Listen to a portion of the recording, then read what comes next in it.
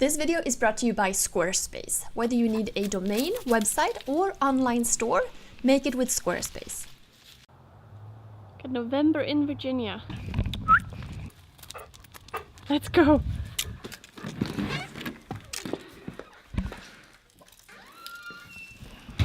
I thought it's time for a bit of a shop update. I have received a lot of questions relating to the table saw stand build that I thought I would answer, as well as a couple about the bookcase build. Currently working on the bottom pieces for the library bookcase. 2 out of 3 I've got standing right here. You know, when I first showed you guys this shop and I was saying like how one of the things that I was the most excited about was having a fireplace. And now after I've been living with us for a little while I really like it, it's really cozy, I would so prefer an additional heat source in some way, because it just takes so much time to constantly be messing around, making fires, starting a fire in the morning, keeping at it. I've been kind of working on this area, trying to organize things and getting things up. It's like a constant, never-ending project, trying to get situated in some ways. And I feel like I'm not nearly there. I just have to think about that things take a long time. But in general, I've been pretty happy with the setup of the shop so far. And the main thing that I think has been just awesome is this table saw stand build. So I absolutely love this stand. I mean, I think it is just awesome, because it takes this job site saw and turns it into a really functional piece right here. Now, I've had 2 job site saws at this point. I had a DeWalt before this one, and now I had the sawstop job site saw, and I built a stand around all of them, or both of them. And I think it just makes a huge difference. Now, there was a lot of questions about this, so I thought I would just kind of answer those and go over a couple of things that came up a lot. So first of all, Alicia wrote and said she has the same saw and she loves it. She uses it in her studio, but also wants to take it along when traveling, and wants to build a similar stand, and is wondering if she can keep it on the stand, and you know, so she doesn't have to lift it back and forth. And I was thinking about that because I don't have that stand currently, but I had it before we moved. And that stand is quite large. It kind of goes all kind of up and around. So, I mean, you could certainly do something like this, but you would have to redesign it quite a bit. I mean, you would have to kind of lose the space under here, the space with the drawers. You maybe want to use like something like brackets here for a surface. Maybe put a leg right here or something. It would just have to be a different design. The one thing I have to say though is that the saw itself is not that bad to lift. I mean, I've lifted it several times by myself, and while it's maybe not ideal, it's not like terribly difficult. So unless it's something that you do a lot, when you take it on and off, you know, if that's something you do once in a blue moon, then maybe I would still do something like this. But if you constantly are doing, I mean, I can see your point there. How do you feel about the amount of table area that you have to the left of the saw? Another reason I want this table is to help me manage large sheet goods without the extra hands. So, yeah, this area right here is great. In Corvallis, I did not have the luxury of this amount of space right here. I mean, remember, I was outside in my carport, and I actually had the bandsaw right to the left of it, and a couple of other things. So I couldn't actually walk around it. So I had to make the stand a little bit smaller. It was about a foot smaller in each direction, which made quite a bit difference. And I mean, that stand that I had previously, that was completely made out of scraps. I made that stand originally from my DeWalt job site saw. And then when I got the sawstop, I kind of had to, the sawstop is bigger than the DeWalt one, so I had to do some cutting and modifying. But it was like a mishmash of scraps. Now this is like so much nicer than what that was. Having the kind of extra space around, especially to the left side, is really nice if you want to cut up large pieces. I mean, I still don't really feel comfortable cutting like a full sheet of plywood on here. I used a circular saw to cut some off first, but I've been cutting relatively large pieces, and I find that that's not an issue. Okay, now this next question I've got a lot, and I probably should have been more clear about this in the video. And it relates to the height of the table saw compared to the stand around it. So this is just a little bit higher, about a 1/16 of an inch higher. And there is a reason for that. So as you're cutting wood through, it's gonna cut, and then it's gonna kind of fall down a little bit. And you don't want this stand to be the same height or just a touch higher, because that way, you would force the wood to go upwards a little bit, and that could pinch the blade and cause kickback. So you don't want that. You want it just a touch lower instead, so it just falls nice and gentle, and you don't have that issue. So that's a really good question. Wendy says, loves the idea of the tray underneath the table saw, but wonder if when you empty it, the dust would accidentally fall on the drawer below. Okay, so what I did here, I made a drawer here, and then I made this tray right above here. Now this question relates a bit to dust collection, I must say. Because in the past, I had this area open and I did not really have great dust collection. I just had the shop vac attached to the back of it that I turned on every now and then. And I got a ton of sawdust down there. So I was curious what it was going to be like here. Now, here I set up this little small shop vac at the top here, and I got a couple of questions about that too. So it's attached to the ceiling there. I mean, this is still kind of prototyping. It's not like final here or anything. The sawstop, has this dust port. I don't know if too many other job site saws do have that little port right there. But I can tell you that having the dust coming from this way, while I put in my main dust collection in the back of the saw, this has caused me to not really have any dust fall down at all. This is like super effective. I would highly recommend doing something like this. And having it above here is really kind of nice too, because it completely eliminates having to like mess around. It's not in the way, it's really great. So let me show you guys. I haven't actually emptied this. Since I did this, I have not emptied the dust tray here. So you asked if the dust would fall into the drawer. But the way I've been planning on doing this is just keeping this out and then getting my dust collection.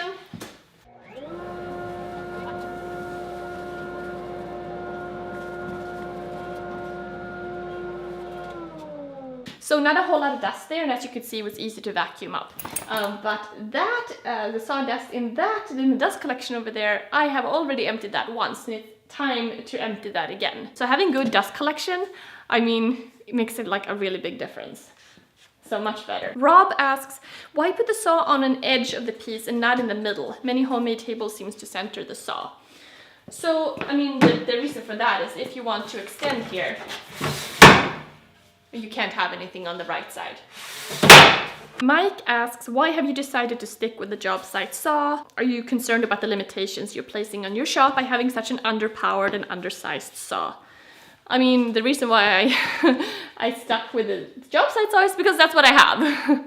Maybe in the future I'll upgrade, I don't know. But it's been good, I have had no issues with it. So it's been fine. Amir asks, how many sheets of plywood did you use to build all of that? Okay, so for this build here, I used about 3 sheets of 3/4 inch plywood and about 3 sheets of 1/2 inch plywood. Got a little bit of left, from that, but that's how much you need to account for. So all in all, this stand cost me about $200 in plywood. I just went with the cheap stuff for this, nothing fancy, and I think that's definitely good enough for a shop project like this. So Jessie asks, does the outfeed wood ever get caught in the T-track? So I got the T-track right there, and no, that has never happened. Never had an issue with that. I can say though that the T-track has been really awesome in general, because when I built this stand, one of the things that I really wanted to do was to create a good workstation in addition to the bench over there, and I really used it a ton. It's really nice. Before having this, okay, so in my old shop, I had the really small shop, and there I had the bench, and this was outside, which was a fine setup. But I must say, having the 2 different workspaces in the same room is just so nice, because that means that you could kind of be working on 2 things at the same time, that you don't constantly have to clean up all the time and, pick what you're working on. So I can be, like right now, I have a piece of white oak here that I'm planing and working on, and I can just leave that on the bench and then keep this nice and clean for whatever else I need to do. So that has just been great. Also, I was just thinking the holidays are coming up, and you guys know that I sell wax polishes that I make for woodworking projects and that kind of thing. And I actually closed down the shop when I was, in this transition stage of moving and everything, but I have the shop opened up again. So if you would like to make an order before Christmas, because Christmas is coming up really soon, make sure you make your order before December 19th to get it out. And I'll put a link in the description below to my shop if you're interested in that. But while on the subject of my shop, I want to take a moment to thank Squarespace for sponsoring this video. Now, I've been using Squarespace for my website and shop for years now, and I really like their system. And if you're thinking of starting your own site, perhaps you make goods and you want to finally take the plunge and put together a really professional looking website, then I would highly recommend using them. They've got gorgeous templates, easy to use e-commerce, great customer service, all that stuff. So if you're thinking of making a site, then head to squarespace.com for a free trial. And when you're ready to launch, go to squarespace.com/Darbin Orvar to get 10% off your first purchase of a website or a domain. But I was thinking about that, man, Christmas is coming up soon. And one of the reasons why I really want to finish, or I don't know about finish, but I want to get this project moving as fast as I can. And that's because we currently have a lot of books stacked in the corner where the Christmas tree is going. And before I have more storage set up in the living room, I can't put a Christmas tree in. Which, it's quite a good motivation, I have to say, to get, not the whole project completed right away, but at least get something done as fast as possible. And I got a couple of questions about the bookcase, so I thought maybe we'll go inside and take a look at that as well.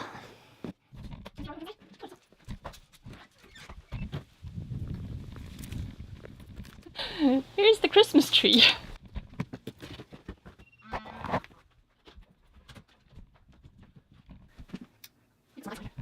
So my last video build was this bookcase over the fireplace, and I'm currently working on this and extending this project onto the whole wall, and I'm really picturing like a whole, like a nice library in a sense that has lighting, that has a counter, all of those things.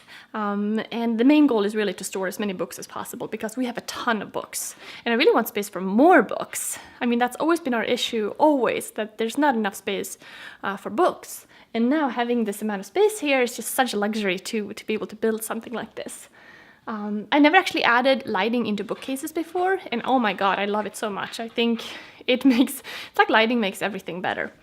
But there were a couple of questions. A ton of people have asked why I didn't do, or did I do, a secret space in the corner behind there. And to be honest, I was really just like focused on creating a functional, like no-nonsense bookcase. And the whole idea of a secret space, while really cool, was not even in my mind because, that's a whole different project in itself, coming up with that. And I was just like, I want to get these books up on this wall. So, let's turn on the fireplace, makes it cozier. Which leads me to the next question. I got a bunch of people saying like, oh my god, you're putting books on top of a fireplace, you're gonna basically burn everything up, it's the worst things for books. This is a gas fireplace, so it doesn't even get that hot. And it's not like a wood-burning fireplace with the smoke and that amount of heat. This is very controlled. It does not get very hot above there at all, so I wouldn't worry about that. A couple of people asked if I was going to do a ladder or a step stool, and I hadn't really thought about that before getting that question. Before I just thought that maybe I'll get a step stool or something. But now I'm thinking that a ladder would actually be really cool, and maybe like make a ladder that extends the whole way or something, because it is kind of high to reach that highest shelf, and it would be really nice to have that as an option, I think. So. To Talk asks, do I recommend the Ryobi cordless glue gun, which I use some in this project, and yes, I love that thing. Not having a cord for the glue gun is a great thing. I mean, after using it, I don't want to go back to a regular glue gun. I mean, having a battery-powered one is just so much nicer. Then I also had a person suggest that I should put epoxy in the grooves where I put the lights to kind of dim it a little bit. And first of all, I'm going to be making a ton of these on this whole wall. So first of all, I would just use a ton of epoxy. But also, if a light goes out or something, then that would be really difficult to actually access and remove. You kind of have to think about that because something could go out and you want to be able to access it if you have to. So yeah, now I'm currently working on the rest of this build, which is just massive. And you know, I've done quite a few built-ins at this point now. I did a bunch of built-ins in the house in Corvallis, and in the past, I was always a bit intimidated by these projects, because when you look at a built-in project, it just looks, you know, rather complicated. Like there's a lot to it, like it's difficult because it looks like it fits so nicely. And now, you know, each time I think it gets a little bit easier. And when you think about a built-in, it's really just a case. It's like a skeleton that you build to fit the space pretty good, and then it's just molding and caulk to make sure of any seams. It's not really that complicated, which of course is nice to, you know, to keep in mind if you are contemplating doing something like this, because it's not really any more complicated than doing any other type of furniture. It's just something that you build to fit that space, and then trim it all, and then paint it.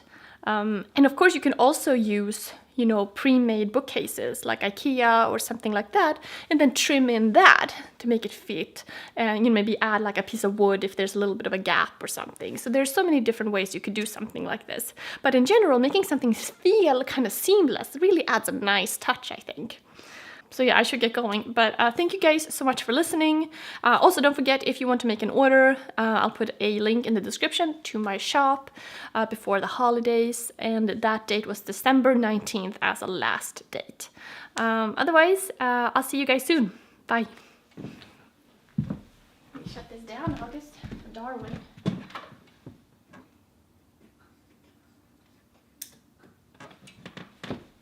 See how stuffed it is. It's like before, when I did the video before, I had it like really nice and it was kind of clean looking, and then after I finished the filming I was like, oh, let's just put everything on here to get it, like put 2 layers of book more or less. Right here is where I want to put the Christmas tree, so I need to get all of that out of there, which is why I want to move on this thing.